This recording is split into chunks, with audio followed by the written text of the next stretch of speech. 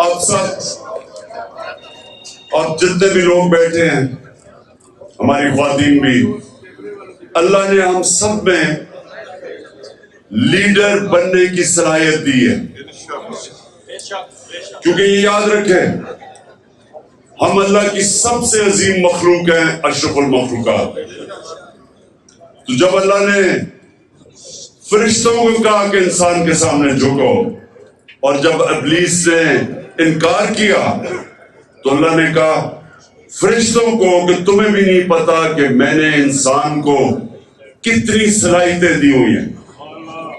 مشکل اور مسئلہ یہ ہے کہ ہمیں بھی نہیں پتا کہ اللہ نے ہمیں کتنی صلاحیتیں دی ہیں. اور وہ کیوں نہیں پتا؟ کیونکہ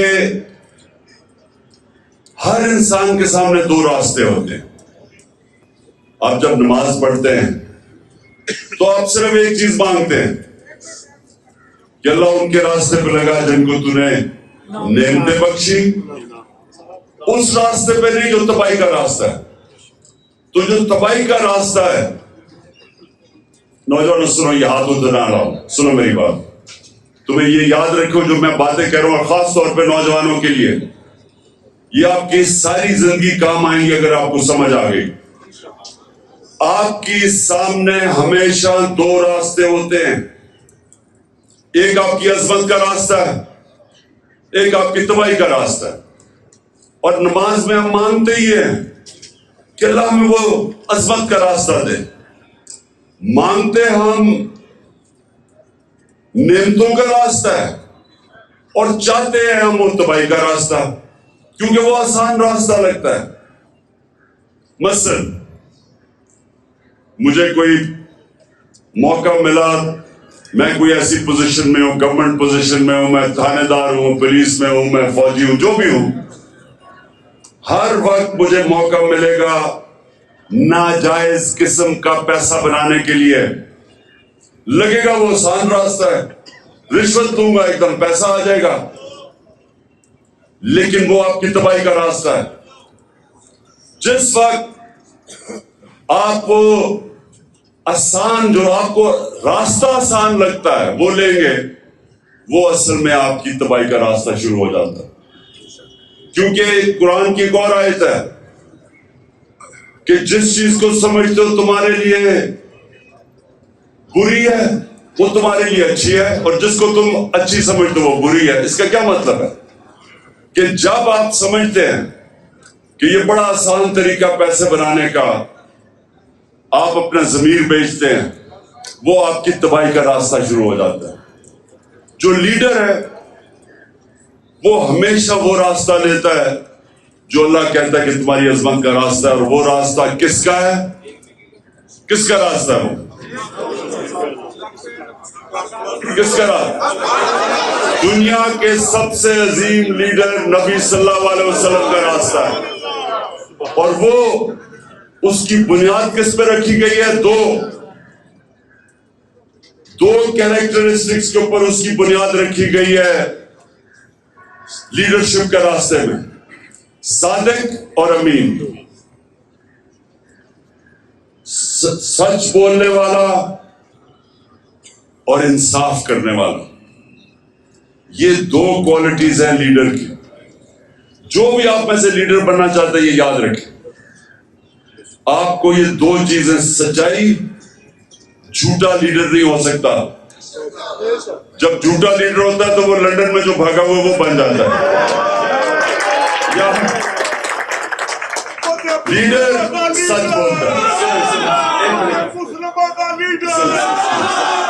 سنیں، روزہ کھلنے والا ہے. سنیں، میں نوجوانوں کے لیے کہہ رہا ہوں، یہ آپ کی ساری زندگی یہ میری باتیں یاد رکھنا. اگر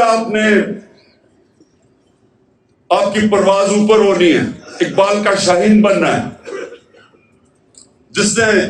جس کا بڑا نام ہوگا، جو اپنی فیملی کا بھی نام اٹھا دے گا، جو دنیا یاد کرے گی اس کو، وہ نبی صلی اللہ علیہ وسلم کے راستے پہ چلے گا. صادق اور امین، سچ بولنے والا.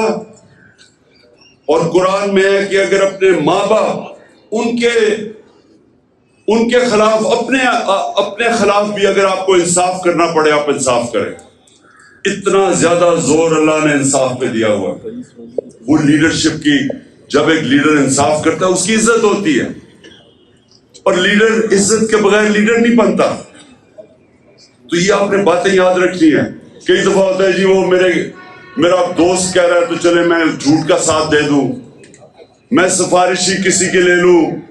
جب آپ کسی کا مثلا آپ ٹیم سلیکشن میں سفارشی لے کے آتے ہیں تو آپ کسی کا حق مارتے ہیں.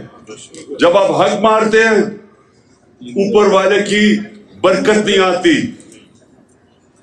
کیونکہ سارا کامیابی تو اوپر والا دیتا ہے. تو اللہ جب دیکھتا ہے کہ کسی کا کوئی حق مارا ہے، بدنیت ہے انسان، اس کو کامیابی نہیں ملتی. تو میں نے صرف آج آپ کو یہ کہنا تھا نوجوانوں کہ لیڈر دو چیزوں کے اوپر اس کی بنیاد رکھی جاتی ہے.